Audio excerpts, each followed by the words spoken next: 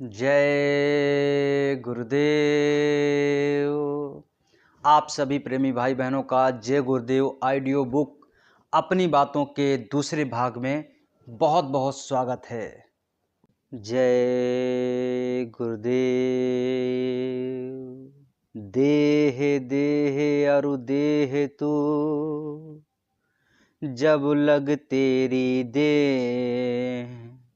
देह खेह हो जाएगी तो कौन कहेगा देह। जब हम बाबा जय गुरुदेव जी के चरणों में आए तो मुझे यह समझ में आया कि कबीर की बाड़ी संतों के लिए है। संत महापुरुष फकीर वो किसी से कुछ लेने नहीं बल्कि भूली बिसरी जीवात्माओं को देने आते हैं, उनको जगाने आते हैं, उनको जगाकर बहुत कुछ देना चाहते हैं। इसलिए हर तरह की मेहनत करते हैं, कभी पीछे नहीं हटते। महात्माओं के इतिहास हमने पढ़े, लेकिन उनकी बातें समझ में थोड़ी बहुत तब आई जब हम स्वामी जी महाराज के पास आए। स्वामी जी महाराज ने समझाया कि जिस मार्ग पर चलाया और जो मार्ग दर्शन दिया है आपको, उससे एक बात समझ में आई कि महापुरुष केवल सबको कुछ ना कुछ देने के लिए आते हैं। उनके पास में वो अमृत धन होता है जिससे जीवात्माएं अपने निज धाम जाकर के अपनी जीवात्मा का कल्याण करवा सकती हैं। एक बार स्वामी जी महाराज ने कहा था कि महात्मा किसी का एक गिलास पानी भी पी लेते हैं तो उसको भी अदा कर देते हैं। मैंने अनुभव किया कि संत महात्माओं की मेहनत क्या है, उनका दायरा कितना विशाल है, उनकी दया सब जीवों पर समान रूप से होती है। अब ये बात अलग है कि हम अपने अपने कर्मों के हिसाब से, अपनी भावनाओं के हिसाब से, अपनी श्रद्धा और विश्वास के अनुसार उनकी दया को कितना ग्रहण कर पाते हैं, ये हमारे और आपके ऊपर निर्भर करता है। बरसात तो समान रूप से होती है, कोई तरबतर हो जाता है, किसी को कुछ बूंदें मिलती हैं, कोई ठंडक महसूस करता है और कोई इन सब से अलग सूखा पड़ा रहता है। ठीक इसी प्रकार जिसकी जैसी श्रद्धा भावना होती है, जैसा विश्वास होता है, वैसे ही उसकी दया को ले पाते हैं। लोक की दौलत हो या परमार्थ धन, दोनों को लुटाने में उनको महारत हासिल है। यानी संत और महात्मा हमेशा लोक और परलोक दोनों की दौलत देने के लिए आते हैं। हमारे गुरु जी परम संत बाबा जय गुरुदेव जी महाराज, उन्होंने कहा, बच्चा अगर बात को मान लिया, शुद्ध शाकाहारी हो गए, सुमिरन ध्यान भजन करना प्रारंभ कर दिया, तो आपको लोक और परलोक दोनों बना दिया जाएगा। यानी दोनों का धन आपको दे दिया जाएगा। कमियां कमजोरियां हमारी अपनी हैं कि हम ले नहीं पाते। लोक में बरकत तो बराबर बट रही, लेकिन हम जो है अपने हाथ पांव मारने लगते हैं। हमेशा सोचते रहते हैं कि इतना हो गया तो और हो जाए, इतना हो गया तो और हो जाए। हमेशा अपनी चाहतों को बढ़ाते रहते हैं। अरे जो मिल गया उसको जो है गुरु महाराज की दया समझ करके आपने अगर रख लिया तो समझ लीजिएगा आपका जीवन धन्य हो जाएगा। अगर नहीं रखोगे तो वो महात्मा तो दया करते ही हैं, लेकिन आपके ऊपर दया की बरसात नहीं होगी। जबकि महापुरुष बराबर इस बात को की याद दिलाते हैं कि तुम अच्छे मकान में रहो, अच्छे सामान के बीच रहो। अगर तुम्हारी इतनी हस्ती है तो तुम एक दिन में 100 बार कपड़े बदलो, मुझे खुशी होगी। लेकिन एक बात याद रखो कि जाना है सबको छोड़ करके, सब कुछ छोड़ करके, सबको भी और सब कुछ भी छोड़ करके जाना है। हम अच्छे सामानों की, अच्छे घर की बातें तो याद कर लेते हैं, लेकिन सब कुछ छोड़कर जाने वाली बात हम याद नहीं रखते। यानी संत और महात्माओं ने कहा, अच्छे घर में रहो, अच्छा खाना खाओ, अच्छे कपड़े पहनो, ये बात तो याद कर ली, रट ली, लेकिन महात्माओं ने ये भी तो कहा कि आपको सब कुछ यहीं पर छोड़ करके जाना पड़ेगा, उस बात को याद नहीं किया। प्रेमी भाई बहनों, सब कुछ गुरु महाराज ने हमको और आपको बताया है। यहीं पर इसी धराधाम पे आप सब कुछ छोड़ करके चले जाओगे और कोई भी आपको जो है रोक नहीं पाएगा। याद रखना नहीं चाहते, क्योंकि अगर हम याद रखेंगे तो झूठ फरेब चोरी धोखाधड़ी नहीं करेंगे। जितना मिला है उसे सबकी दया समझेंगे, उसका शुक्राना करेंगे, पर हम भूल जाते हैं, इसलिए हम उनको धोखा देना चाहते हैं। पर सच ये है कि हम अपने को धोखा देते हैं। किसी ने कहा है कि भगवान ने इतनी बड़ी दुनिया बनाई है, पर झूठ को छिपाने के लिए कोई जगह नहीं बनाई। प्रेमी भाई बहनों, झूठ को छिपाने के लिए इस धराधाम पे कोई जगह नहीं है। उड़ें चाहें जितना, लेकिन झूठ उजागर होकर ही रहता है। आप चाहें जितने आसमान में चले जाएं, आपने अगर आसमान में जाकर के आपने प्राइवेट प्लेन लेकर के वहाँ भी अगर कोई कर्म किया तो वहाँ भी वो परमात्मा देख रहा और वो छुपने वाला नहीं है। स्वामी जी महाराज ने एक बार यह आवाज़ लगाई थी कि झूठ न छिपने वाला है, यानी झूठ कभी छिपेगा नहीं। स्वामी जी महाराज आज भी अपनी दया दे रहे हैं, परमार्थ लुटा रहे हैं, लोक में बरकत दे रहे हैं। उनके पास आने वाला हर प्रेमी यह अनुभव करता है, हम अपनी कमजोरियां दूर करें। थोड़ी सी परमार्थ की दौलत मिलती है तब भी हम चकरा जाते हैं, अपना संतुलन खो बैठते हैं, और दुनिया की दौलत मिलती है तब तो हम चकराते हैं और दुनिया को भी चकराने की कोशिश करते हैं। अरे प्रेमी भाई बहनों, वो धीरे धीरे आपको दे रहे, आपको उसको लेकर के पचाने की कोशिश करनी है। जिसके अंदर ये कला आ गई पचाने की, गुरु महाराज ने कहा जो भी दया दुआ मिल रही है इसको पचाने की कोशिश कीजिए। जब आप पचाने लगेंगे तो ऊपर से और दया आपके ऊपर में होने लगेगी। लेकिन अभी आपको जो दिया जा रहा आप उसी को पचा नहीं पा रहे, तो क्या लगता है वो परमपिता परमात्मा कहेगा इसी में आपको कुपच हो गई तो आगे आपको देगा नहीं। इसीलिए धीरे धीरे धीरे धीरे बर्दाश्त करने की कोशिश कीजिए। जो दया दुआ लोक और परलोक की मिले उसको ले लीजिए और आगे कदम बढ़ा दीजिए।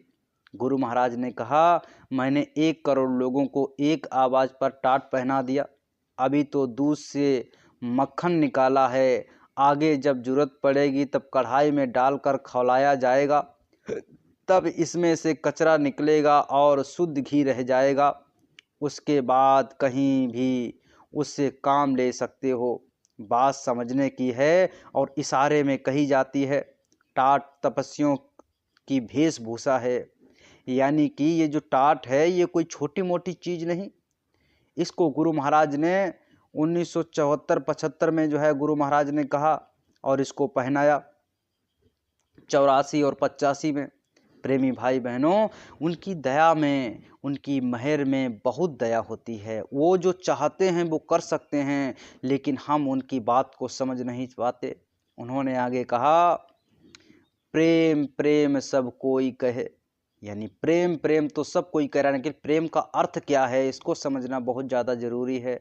किसी ने कहा है कि जज्बे इश्क अगर सच है तो इंशाअल्लाह अल्लाह कच्चे धागे में चले आएंगे सरकार बंधे। अरे भाई इसको समझिए। इस शेर के याद आते ही मुझे याद आई 1-2 घटनाएं। इमरजेंसी के बाद की बात है। स्वामी जी महाराज के साथ महाराष्ट्र के एक गांव में हम गए। वहाँ के लोगों को यह भी नहीं मालूम था कि इमरजेंसी नाम की कोई चीज़ भारत में लगी हुई थी। वो प्रेमी 2 साल से स्वामी जी महाराज यानी बाबा जय गुरुदेव जी महाराज के दर्शन की अलख जगाए बैठे थे। स्वामी जी पहुँचे तो वो इतने खुश हुए थे कि उनकी प्रसन्नता चेहरे से फूट रही थी। एक प्रेमी जो कपास की खेती करता था वो स्वामी जी महाराज को अपने एक कमरे में मकान में यानी ले गया और एक तरफ कपास रखी थी, उसने रुई को दबा दबा कर स्वामी जी के बैठने का स्थान बना दिया। सफ़ेद रुई के बीच श्वेत वस्त्र में स्वामी जी महाराज की शोभा क्या थी उसका वर्णन नहीं किया जा सकता, क्योंकि जिसे देखा है मेरी नज़रों ने वो जुबां बयां कैसे करे। यानी वो ऐसी बात थी जिसको कलम से लिखा नहीं जाता, जुबां से बयां नहीं किया जा सकता। दूसरी घटना थी, जब हम जा रहे थे रास्ते में एक प्रेमी परिवार स्वामी जी की प्रतीक्षा में खड़े थे। स्वामी जी महाराज ने गाड़ी रोकी और उतर गए। स्वामी जी जैसे ही उतरे वो गृह स्वामी आकर स्वामी जी महाराज को बाहें डालकर कंधों से पकड़ लिया और बोला कि बाबा, मैं तुमको अपने घर ले चलूँगा, बाहर नहीं जाने दूंगा। वह स्वामी जी को पकड़कर अपने घर की ओर ले चला और स्वामी जी महाराज एक मासूम बच्चे की तरह उसके घर के अंदर चले गए।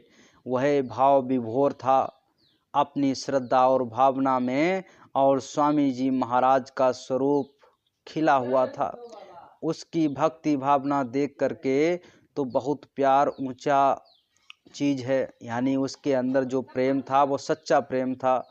प्यार में कोई प्रतिदान नहीं होता, प्यार कोई छल प्रपंच नहीं होता, प्यार में कोई दिखावा नहीं होता, प्यार शब्दों का भ्रमजाल नहीं। यह तो दिल से उठा एक जज्बात है, जुबान नहीं कह सकती, लेकिन आँखें और हाव भाव प्यार की अभिव्यक्ति कर देते हैं। जब प्यार की बात चली है तो एक बार सिखों के गुरु साहबान में एक गुरु की किसी पहाड़ी के किले पर सत्संग कर रहे थे, यानी एक गुरुजी सत्संग कर रहे थे। ऊपर चढ़ाई करके जाना पड़ता था। एक दिन गुरुजी ने अपने सत्संग के दौरान प्यार का उदाहरण देते हुए सोहनी माहिवाल का जिक्र किया और कहा कि सोहनी का प्यार धन था जो वह मौत की परवाह किए बिना बरसात की उफनती नदी में कूद गई और महिवाल से मिलने के लिए। गुरु महाराज कोई बात कहते तो कोई राज तो होता ही है, लेकिन हम अपनी अज्ञानता में उनकी बातों पर तर्क वितर्क करने लगते हैं। यह आज भी देखने को मिलता है और उस समय भी ऐसा होता था। प्रेमियों ने आपस में खुसर फुसर की और कहा कि कहाँ तो परमार्थ का उपदेश और गुरुजी ने सोहनी महिवाल का उदाहरण दिया। पर सच्चा गुरु पक्का होता है, वो सबकी बातों को जानता है और चुपचाप सबका जवाब दे देता है। दूसरे दिन बड़े जोर से बारिश हुई। गुरुजी ने सत्संग तो अपने समय पर ही किया, पर सत्संग में इक्के दुक्के आए। बारिश रुक गई, फिर लोगों ने आना शुरू किया। गुरुजी ने पूछा कि तुम लोग आए क्यों नहीं? मैंने सत्संग तो बंद नहीं किया। किसी ने कहा कि बरसात हुई थी, किसी ने कहा कि तबीयत खराब हो जाने का डर था, किसी ने कहा कि बरसात में पहाड़ी पर चढ़ना मुश्किल था। इसी तरह से सब ने अपनी अपनी मजबूरी सुनाई। गुरुजी ने कहा कि तुमसे अच्छी तो वो सोहनी थी। उसका प्यार दुनियावी नहीं था और वो यह भी नहीं सोचती थी, न समझती थी कि उसकी मौत हो सकती थी नदी में, फिर भी वो महिवाल से मिलने के लिए कूद पड़ी। तुम तो यहाँ बहुत बड़ी चीज़ लेने के लिए आते हो, श्रद्धा और प्यार की बातें भी करते हो, यही है तुम्हारा प्यार?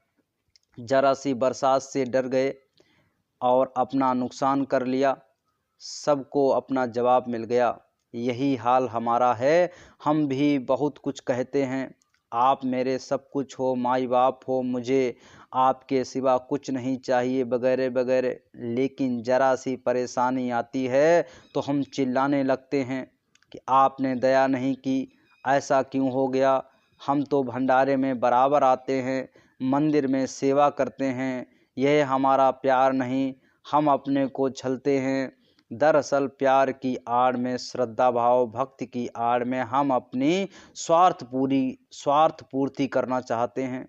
अगर हमारा स्वार्थ पूरा हुआ तो गुरु जी की बहुत बड़ी दया है, और जरा स्वार्थ में आँच आई तो बस मन भड़क गया और सत्संग से रूखा फीका हो गया, यानी गुरु महाराज की जो दया दुआ है उससे दूर हो गए। दूसरे हम सेवा करते हैं, जितनी हमारी हस्ती है तन से धन से, तो कोई एहसान तो उस पर करते नहीं हैं। फिर हम मनौती की तरह से अपनी सेवा देते हैं कि हमारा फला काम हो जाए तो हम मंदिर का दर्शन करेंगे, तो हम इतनी भेंट देंगे। अरे भाई, ये मनौती नहीं है, आपको अपनी जीव आत्मा का कल्याण करवाना है।